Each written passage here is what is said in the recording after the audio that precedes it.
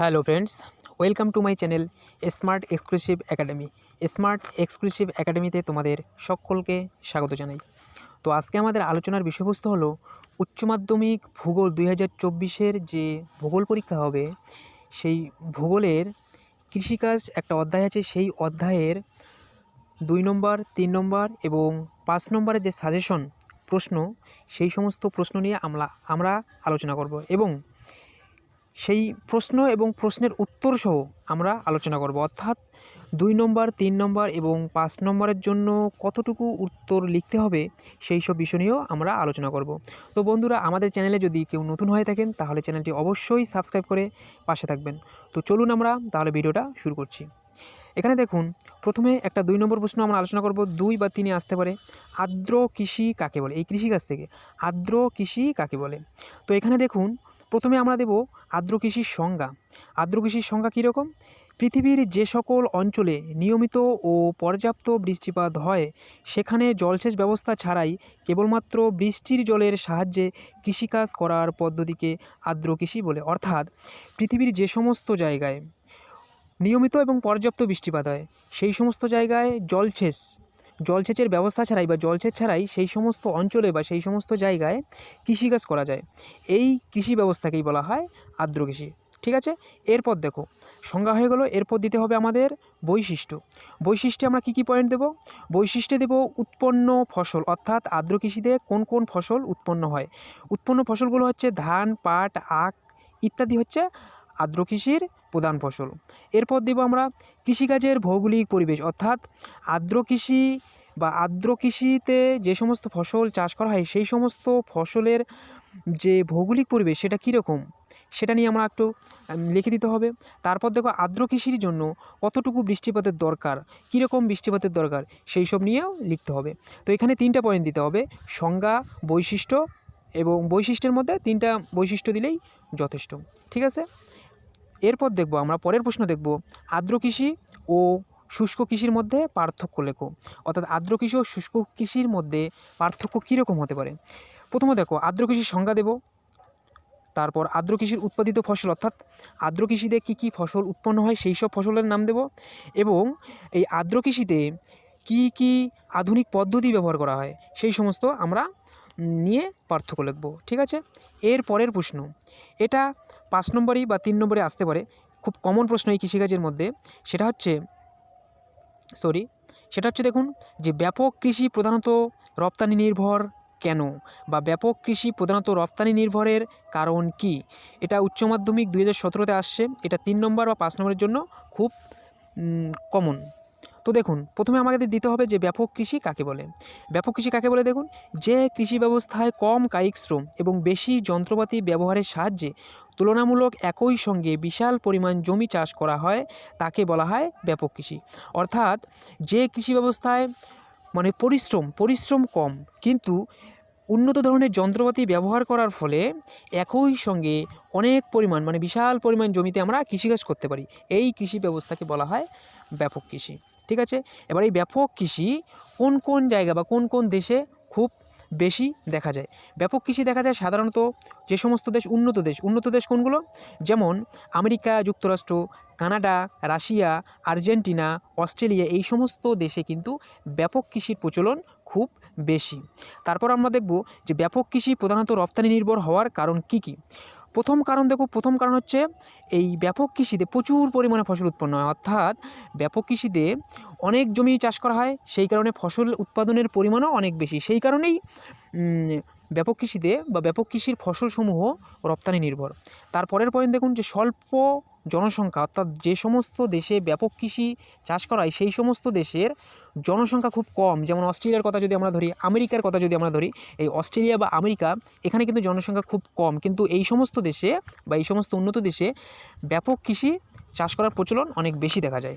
তারপরের পয়েন্ট হচ্ছে উদ্বৃত্ত ফসল, অর্থাৎ ব্যাপক কৃষির দেশগুলোতে জনসংখ্যা কম হওয়ায় এবং মাথাপিছু জমির পরিমাণ অনেক বেশি হওয়ায় অভ্যন্তরীণ চাহিদা মেটানোর পর প্রচুর পরিমাণে শস্য উদ্বৃত্ত থাকে, যা বিদেশে রপ্তানি করেও তাদের লাভ হয় বা বিদেশি রপ্তানি করার ব্যবস্থাও প্রচলন থাকে। ঠিক আছে। এর পরের পয়েন্ট হচ্ছে দেখো আন্তর্জাতিক চাহিদা, অর্থাৎ ব্যাপক কৃষিতে উৎপাদিত ফসলের আন্তর্জাতিক বাজারে চাহিদা থাকায় এগুলি আন্তর্জাতিক বাজারে রপ্তানি করে প্রচুর পরিমাণে বৈদেশিক মুদ্রা অর্জন করা যায়। ঠিক আছে, তো এই প্রশ্নটা 3 বা 4 বা 5 আসতে পারে, সুতরাং তোমরা এই প্রশ্নটা ভালো করে পড়বে। তারপরের প্রশ্ন কি? তারপরের প্রশ্ন দেখুন যে নিবিড় কৃষিতে মাথাপিছু উৎপাদন কম কেন? এটা উচ্চ মাধ্যমিক 2016-তে আসছিল, উচ্চ মাধ্যমিক 2018-তে আসছিল এবং উচ্চ মাধ্যমিক 2022-এও কিন্তু এই প্রশ্নটা আসছে। সুতরাং এই নিবিড় কৃষিতে মাথাপিছু উৎপাদন কম কেন, এই প্রশ্নটা 2024-এর জন্য কিন্তু ভেরি ভেরি ইম্পর্টেন্ট। ওকে, এরপর দেখো সংজ্ঞা লিখব আমরা। কি সংজ্ঞা লিখব? যে নিবিড় কৃষি কাকে বলে। দেখো বিশ্বের যে সমস্ত অঞ্চলে জনঘনত্ব বেশি এবং কৃষিযোগ্য জমির পরিমাণ সীমিত, সেখানে স্বল্প পরিমাণ জমিতে প্রচুর শ্রম ও মূলধন প্রয়োগ করে যে কৃষি ব্যবস্থা গড়ে তোলা হয় তাকে বলা হয় প্রগার কৃষি বা নিবিড় কৃষি। নিবিড় কৃষির অপর নাম কি? প্রগার কৃষি। ঠিক আছে, এবার এই নিবিড় কৃষি বা প্রগার কৃষিতে মাথাপিছু উৎপাদন কম হওয়ার কারণ কী কী? তো আমরা সেই সমস্ত কারণসমূহ পড়ব। কারণ দেখব আমরা যে Bharat, Pakistan, Bangladesh, Indonesia, Sri Lanka, Malaysia, Thailand, Myanmar, এই সমস্ত অর্থাৎ উন্নয়নশীল দেশসমূহে এই নিবিড় কৃষির প্রচলন কিন্তু খুব বেশি। তারপর দেখো যে নিবিড় কৃষিতে মাথাপিছু উৎপাদন কম হওয়ার কারণগুলি কী কী কারণ আছে। প্রথমত ক্ষুদ্র কৃষিজ, অর্থাৎ জমির পরিমাণ খুব কম, অর্থাৎ ছোট জমি। ঠিক আছে, এই নিবিড় কৃষিতে ছোট জমি ব্যবহার করা হয়। কীরকম? যে নিবিড় কৃষিতে কৃষি জমির আয়তন ক্ষুদ্র হয়, যৌথ পরিবারের অবলুপ্তি এবং জনসংখ্যা অত্যাধিক বলে মাথাপিছু চাষের জমির পরিমাণ কম হয়, তাই উৎপাদিত ফসল কম হয়। তারপরের পয়েন্ট দেখব আমরা কৃষি জমির পরিমাণ হ্রাস, অর্থাৎ বিশ্বের অত্যাধিক জনসংখ্যা বিশিষ্ট দেশগুলিতে বিপুল সংখ্যক জনগণের বাসস্থানের চাহিদা মেটানোর জন্য কৃষি জমির সংকোচন ঘটিয়ে বসতি গড়ে তোলা হচ্ছে। এর ফলে কৃষির জন্য ব্যবহৃত জমির পরিমাণ ধীরে ধীরে কমে যাচ্ছে, সেই সঙ্গে ফসল উৎপাদনের পরিমাণও অনেকটা কমে যাচ্ছে। ঠিক আছে, এর পরের পয়েন্ট হচ্ছে মূলধনের অভাব, অর্থাৎ নিবিড় কৃষির প্রচলন রয়েছে মূলত অনুন্নত ও উন্নয়নশীল দেশগুলিতে, অর্থাৎ আমাদের ভারত, বাংলাদেশ, অর্থাৎ এই সমস্ত উন্নয়নশীল বা অনুন্নত যে দেশসমূহ এই সমস্ত দেশে নিবিড় কৃষির প্রচলন সবথেকে বেশি। এই সমস্ত দেশের গরিব কৃষকদের পক্ষে উচ্চফলনশীল বীজ, কীটনাশক, রাসায়নিক সার ও উন্নত যন্ত্রপাতির জন্য বিপুল পরিমাণে অর্থ বিনিয়োগ করা সম্ভব নয়। অর্থাৎ উন্নয়নশীল বা উন্নত দেশসমূহে যেহেতু মূলধনের পরিমাণ বা মূলধনের অভাব দেখা যায়, সেহেতু এই সমস্ত উচ্চফলনশীল বীজ, কীটনাশক, রাসায়নিক সার কেনা চাষিদের পক্ষে বা কৃষকদের পক্ষে সম্ভব হয় না, তাই উৎপাদন কম হয়। তার লাস্ট পয়েন্ট দেখো অধিক জনসংখ্যা। নিবিড় কৃষি পদ্ধতিতে হেক্টর প্রতি উৎপাদনের পরিমাণ খুব বেশি হলেও জনসংখ্যা অত্যাধিক হওয়ার জন্য মাথাপিছু উৎপাদন কম হয়। ঠিক আছে, এরপর আমরা পড়ব যে শস্যাবর্তন কাকে বলে। এটা 2 নম্বর বা 3 নম্বরের জন্য আমাদের পড়তে হবে শস্যাবর্তন কাকে বলে। উচ্চ মাধ্যমিক 19-এ কিন্তু এই প্রশ্নটা আসছিল। শস্যাবর্তন কাকে বলে? সংজ্ঞা দেখব। উৎপাদন বৃদ্ধি বা জমির উর্বরতা বজায় রাখার জন্য কোনো জমিতে বছরের নির্দিষ্ট সময়ে বা এক বছরে বিভিন্ন শস্যের ধারাবাহিক চাষকে শস্যাবর্তন বা চক্রকৃষি বলা হয়। এটা আমাদের পড়তে হবে সংজ্ঞাটা। এরপর বৈশিষ্ট্য কী দেখো, বৈশিষ্ট্য পড়ব আমরা। বৈশিষ্ট্য কীরকম? যে পর্যায়ক্রমিক বিভিন্ন শস্যের চাষ, অর্থাৎ কোনো একটা নির্দিষ্ট জমিতে একটার পর একটা বিভিন্ন শস্য চাষ করা হয় এই শস্যাবর্তন পদ্ধতিতে। ঠিক আছে, তারপরের পয়েন্ট হচ্ছে জলবায়ুর পরিবর্তন উপর নির্ভরশীল। শস্যাবর্তন পদ্ধতিতে কোনো সময় কোনো শস্যের চাষ করা হবে বা কোন সময় কোন শস্যের চাষ করা হবে তা কিন্তু জলবায়ুর উপর নির্ভর করে। ঠিক আছে, তারপরে দেখো মানুষ ও পশুর খাদ্যের চাষ, অর্থাৎ মানুষের বিভিন্ন খাদ্য চাষের পাশাপাশি বিভিন্ন পশু খাদ্য চাষ করা হয় এই শস্যাবর্তন পদ্ধতিতে। তারপরের পয়েন্ট অর্থাৎ লাস্ট পয়েন্ট থেকে লিখবো আমরা মাটির উর্বরতা বৃদ্ধি। ঠিক আছে, এই শস্যাবর্তন পদ্ধতিতে কিন্তু মাটির উর্বরতা অর্থাৎ জমির উর্বরতাও কিন্তু অত্যন্ত গুরুত্বপূর্ণ, সুতরাং এটাও আমাদের লিখতে হবে। ঠিক আছে, এরপর আমরা দেখব যে শস্য সমন্বয়ের ধারণা দাও। শস্য সমন্বয়ের ধারণা দাও, এটা উচ্চ মাধ্যমিক 2018-তে কিন্তু এই প্রশ্নটা আসছিল, সুতরাং এটা 2024-এর জন্য খুব কমন আছে, সুতরাং এটা তোমরা সবাই পড়বে। শস্য সমন্বয়ের ধারণা দাও। শস্য সমন্বয়ের ধারণা লিখতে প্রথমে লিখতে হবে সংজ্ঞা লিখতে হবে।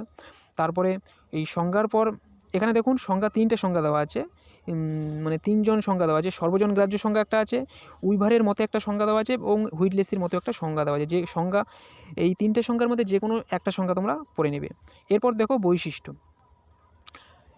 পড়তে হবে। এখানে 5টা বৈশিষ্ট্য দেওয়া আছে, সুতরাং তোমরা 5টা বৈশিষ্ট্য পড়ে নেবে তোমরা সবাই, ঠিক আছে। আর পিডিএফটা যদি কারো দরকার পড়ে, পিডিএফটা কিন্তু আমাদের ইউটিউব চ্যানেলের এখানে টেলিগ্রাম গ্রুপ দেওয়া আছে, টেলিগ্রাম গ্রুপের লিঙ্ক দেওয়া আছে, সেই টেলিগ্রাম গ্রুপে জয়েন করে তোমরা পিডিএফটা কিন্তু ডাউনলোড করে নিতে পারবে। পরে দেখো শস্য প্রকারতা কাকে বলে। শস্য প্রকারতার আমাদের সংজ্ঞা দিতে হবে। তারপর শস্য প্রকারতার একটা সূত্র আছে, সেই সূত্রটা দিতে হবে। এখানে দেখুন শস্য প্রকারতা সমান নির্দিষ্ট কৃষিবর্ষে সর্বমোট কর্ষিত জমির পরিমাণ বাই প্রকৃত চাষের জমির পরিমাণ, এই সূত্রটা কিন্তু আমাদের লিখতেই হবে। তারপর উদাহরণ দিয়ে দেবে, উদাহরণ যেরকম আছে উদাহরণ একটা দিয়ে দেবে, ঠিক আছে। শেষে লিখে দিতে হবে বৈশিষ্ট্য বা গুরুত্ব, শেষে 2টা বা 3টা পয়েন্ট বৈশিষ্ট্য বা গুরুত্ব লিখে দিতে হবে। এরপর হচ্ছে নীল বিপ্লব কাকে বলে, এটা আমাদের পড়তেই হবে, কারণ 2016তে এটা এসেছে এবং এটা 2024-এর জন্য খুব ভেরি ইম্পর্টেন্ট, সুতরাং এটা আমাদের পড়তে হবে। দেখো নীল বিপ্লব কাকে বলে, সংজ্ঞা দেখো। স্বাধীনতার পর 70-এর দশকে ভারত সরকারের উদ্যোগে উন্নত ও আধুনিক মৎস্য প্রজনন, আহরণ, প্রক্রিয়াকরণ, বিপণন ব্যবস্থার ফলে অল্প সময়ে মাছ ও সামুদ্রিক প্রাণী উৎপাদনে যে অভূতপূর্ব ও বৈপ্লবিক উন্নয়ন ঘটে তাকে বলা হয় নীল বিপ্লব। ডক্টর অরূপ কৃষ্ণন হলেন ভারতীয় নীল বিপ্লবের জনক। যদি বলা হয় যে ভারতীয় নীল বিপ্লবের জনককে, তাহলে লিখতে হবে ডক্টর অরূপ কৃষ্ণন। এরপর ফলাফল লিখব, নীল বিপ্লবের ফলাফল, অর্থাৎ নীল বিপ্লবের সুফল কী এবং নীল বিপ্লবের কুফল কী, এটা আমাদের লিখতেই হবে। নীল বিপ্লবের সুফল কুফল লিখতেই হবে, ঠিক আছে। এরপর দেখো সবুজ বিপ্লবটা 2018-তে এসছে, সুতরাং 2024-এর জন্য ভেরি ইম্পর্টেন্ট, এটা আমাদের পড়তে হবে। সবুজ বিপ্লব কাকে বলে, এখানে দেখুন দেওয়া আছে সবুজ বিপ্লব। যদি তোমাদের পিডিএফটা দরকার হয়, আমাদের টেলিগ্রাম গ্রুপে জয়েন করে এই পিডিএফটা কিন্তু তোমরা ডাউনলোড করে নিতে পারো। তো সবুজ বিপ্লবের সুফল লিখতে হবে এবং সবুজ বিপ্লবের কুফলও কিন্তু লিখতে হবে, ঠিক আছে। তারপরে দেখো আছে যে ভারতের ধান চাষের অনুকূল ভৌগোলিক পরিবেশ আলোচনা করো। ভারতের ধান চাষের অনুকূল ভৌগোলিক পরিবেশ আলোচনা করো। এখানে এটা কিন্তু খুব বেশি ইম্পর্টেন্ট আছে, ভারতের ধান চাষের অনুকূল ভৌগোলিক পরিবেশ, কারণ কৃষিকাজ থেকে ধান, পাট, গম, চা এই 5টার মধ্যে কিন্তু একটা কমন থাকবেই, সুতরাং এটা আমাদের পড়তে হবে। অনুকূল ভৌগোলিক পরিবেশ দেওয়া, প্রাকৃতিক কারণ দেওয়া, প্রাকৃতিক কারণে জলবায়ু, মৃত্তিকা, তারপর ভূপ্রকৃতি, এই সমস্ত পয়েন্ট করে দেওয়া। তারপর অপ্রাকৃতিক কারণ দেওয়া, সুলভ শ্রমিক, আধুনিক কৃষি যন্ত্রপাতি এবং পরিকাঠামোগত উন্নতি, এই কয়েকটা পয়েন্ট দিলেই কিন্তু যথেষ্ট, আর কিছু দিতে 5 নম্বরের জন্য যথেষ্ট, ঠিক আছে।